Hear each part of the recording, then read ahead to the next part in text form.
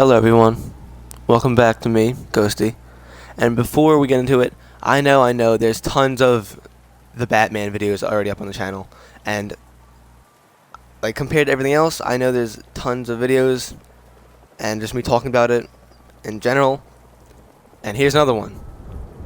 And yeah, I know, I get it. But what do you expect? It was my most anticipated film and probably now one of my favorite films. So of course I'm going to be talking about it a lot. But this is probably going to be my last video talking about it, for now at least. Or maybe I'll release another video or two about what I want to see in the future. But this is going to be a breakdown and explaining the key plot elements of the film and of the story. There's a lot to unpack here and a lot to talk about. So in case anyone missed something or doesn't fully understand it, here I am to talk about it and to help them out. This may not be for everyone, but if you missed something, part of the story, or you don't understand it fully, that's what this video is for. You should feel free to exit if you understand it all and you don't want to watch. That's completely fine. But if you lost on anything, this should help you out. If you clicked on the video regardless, I appreciate it. But let's get into it. Alright, firstly, the overall plot of the story and what really happens. Firstly, about 20 years ago, before the film's events, the Waynes are the famous family of fortune of Thomas and Martha Wayne that we know, with Bruce that grows up and rises to be the Batman. Thomas Wayne starts the Gotham Renewal project, this project to rebuild the city, and hopes to make the city a better place, helping in every way it can, while he runs for mayor. Sometime during all of this, a journalist learns that there's some dark history with Martha's family, because in this movie, Martha Wayne was originally in Arkham, and her family had some dark history. And the journalist finds this out and wants to get to the public with it. In order to keep his wife protected, Thomas Wayne goes to another big figure in Gotham that we see in the film, Carmine Falcone, to persuade the journalist to not come out to the public with the information. And Falcone ends up taking this advice a little too far and has the journalist killed. Maybe a little too far is an exaggeration. But Thomas Wayne's aware of this murder and goes to the police to reveal that this murder, and before he could do so, the Waynes are killed. We're not sure if Falcone had them killed, but they did die, and it leaves a mystery of whether or not Falcone really killed them or not. Side note, this is the truth of what actually happens in the story. When Riddler reveals it through live footage and videos to the public, it's looked at as Thomas and Falcone working together as criminals and trying to hide their history, when that wasn't really the case. Alfred actually knows the truth of what happened, and then he tells Bruce. And now Alfred and Bruce are the really only ones that know the truth, the full truth about the story, and what actually happened. After the Waynes are killed, Falcone takes advantage of their death and takes up the renewal money. The money from the Renewal project that was helping to rebuild the city. And he uses this money to spread his crime syndicate to the city as a whole, where almost literally everyone is working under him. Now Falcone, basically having Gotham in his palm, uses his role and his money, basically the boss of the city, to execute a drug bust on a rival crime family, aka the Maronis. And this also leads to him being the Rat, with how he worked with the police and how the police work for him, which we'll get to later. Everyone involved ends up taking up the spotlight because, to the unknowing public eye, the people who don't know what actually happened, everyone thinks these people are heroes and achieved greatness for what was thought as the biggest drug bust in the GCPD history. Like the district attorney, the mayor, the commissioner, the corrupt that Riddler takes out in the film.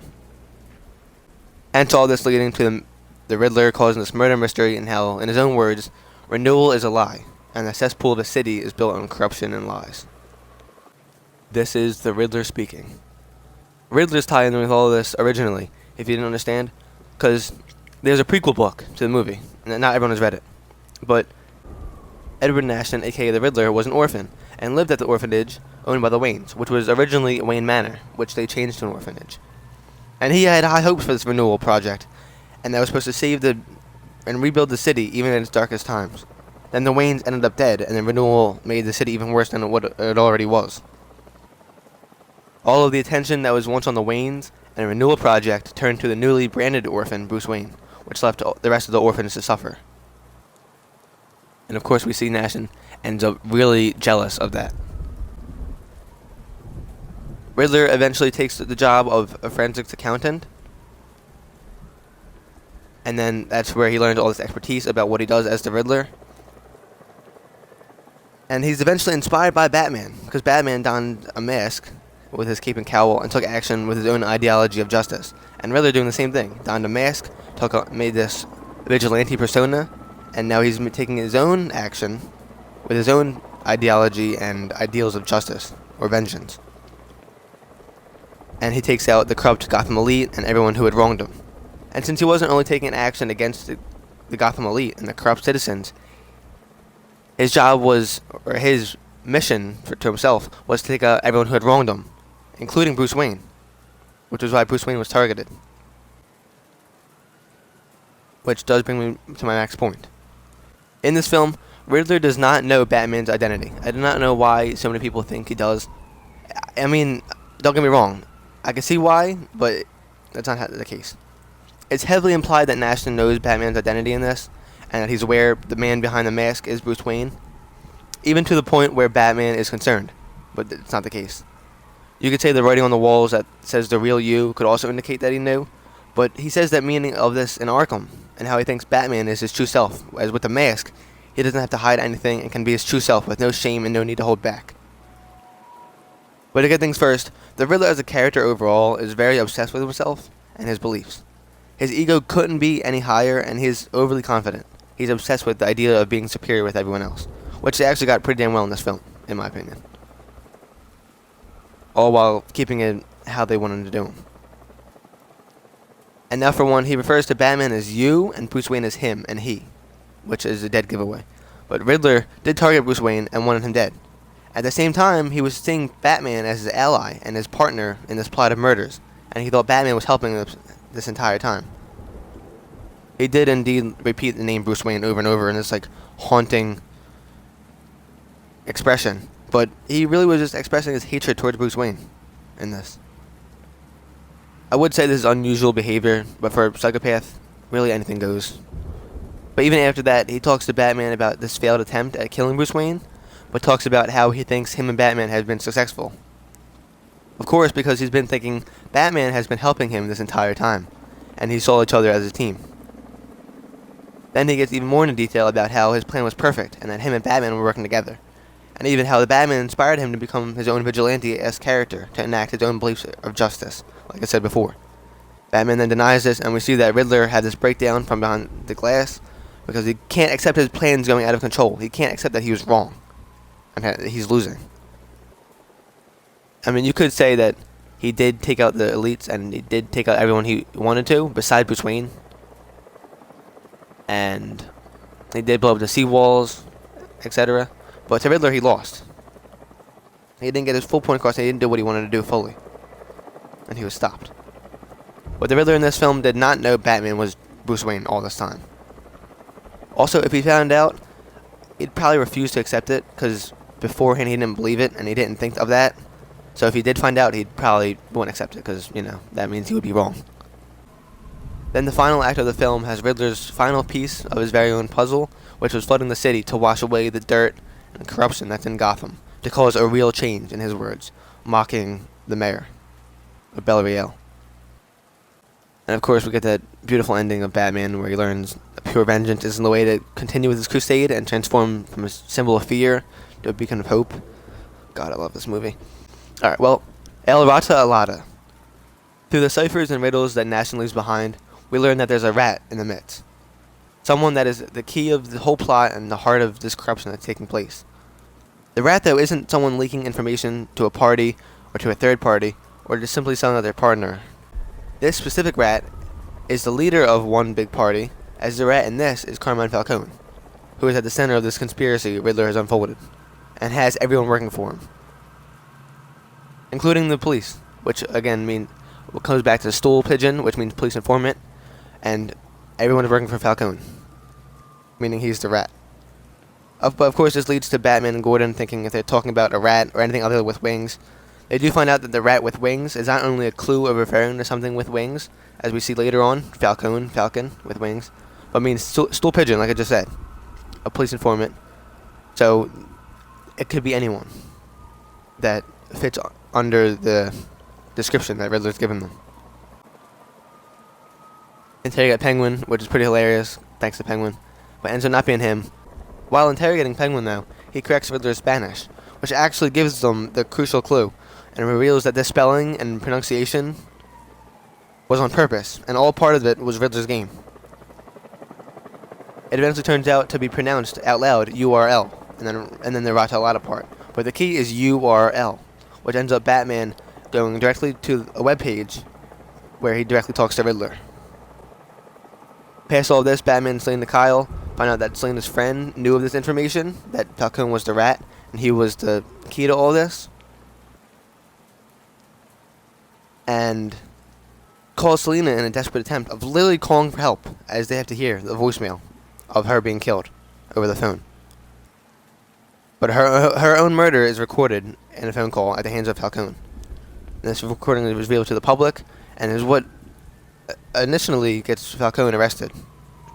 And then we see shortly after he gets shot dead by Riddler for being the rat. Which, by the way, even proves a point even more of Riddler thinking Batman is helping him out about bringing the rat into the light. And you'll know where I'm at. We see Batman bring Falcone to the light, and then Riddler revealing his position by shooting him.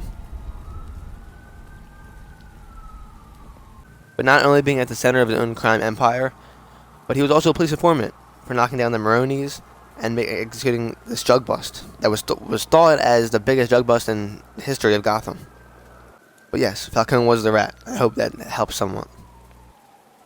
I didn't talk about this much before, but it's revealed that Selina was Falcone's daughter, and if she had any evidence or anything, literally anything for the police to prove that he killed her mother, he could have been charged for that also. And that helps with her character and the emotional weight behind her, that whole element. But that doesn't have much to do with the Renewal project and the story overall. It has much more to do with just Selina's character and her moving forwards.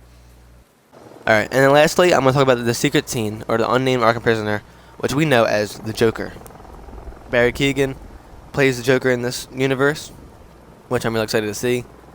But Matt Reeves never said that they're going to use him in the sequel. They put the scene in the film to show that this character exists and that he has encountered Batman before. And this is all confirmed, that Batman has encountered Joker or John Doe. I'll call him John Doe because he's not fully the Joker yet. He's not reached his full potential. He's not reached the status of Joker yet.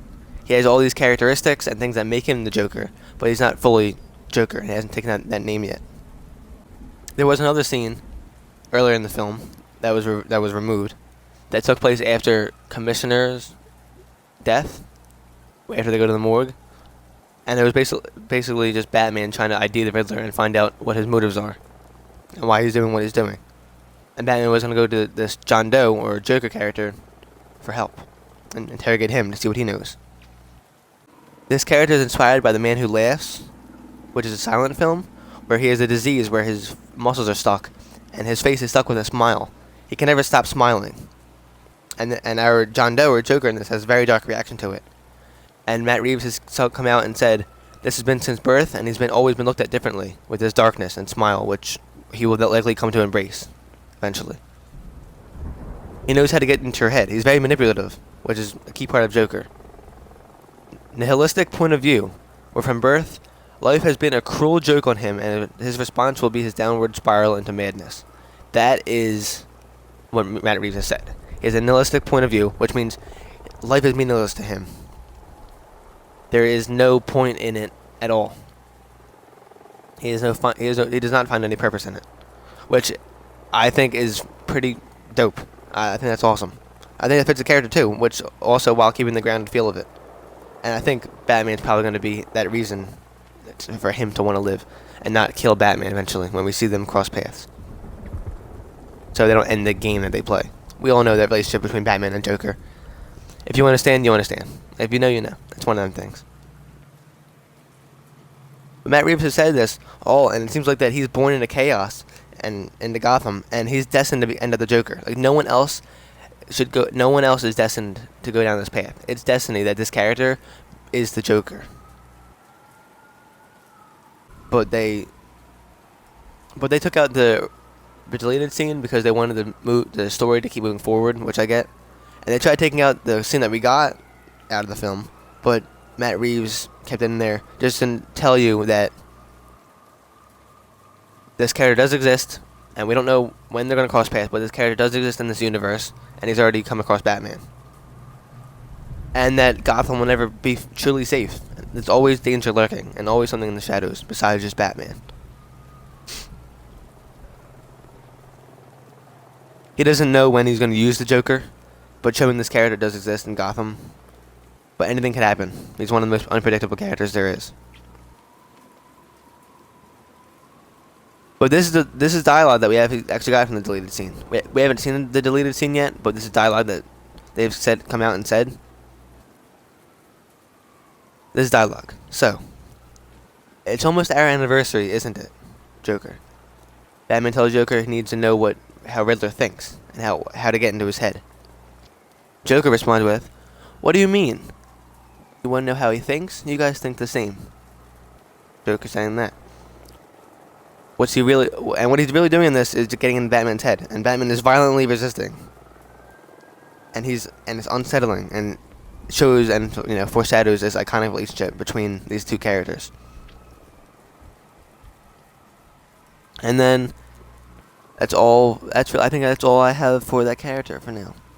And then there's 2 shows coming out, which one is a confirmed Penguin show, and another rumored probably gonna happen GCPD show, but is now turning into an Arkham show, or just could intertwine with both. A GCPD show couldn't go hand in hand with Arkham, them be involved with each other. But we'll see. Maybe we'll see Barry Keoghan's character come up again. We'll never know. But hopefully this video did help someone at all, to help understand the key elements and plot of the story. But thank you for watching. I appreciate it. Thanks for tuning in. And this has been Ghostie. Thank you for clicking on the video. I appreciate it. Much love. And I bid you all farewell. Also, like, comment, subscribe, etc., etc.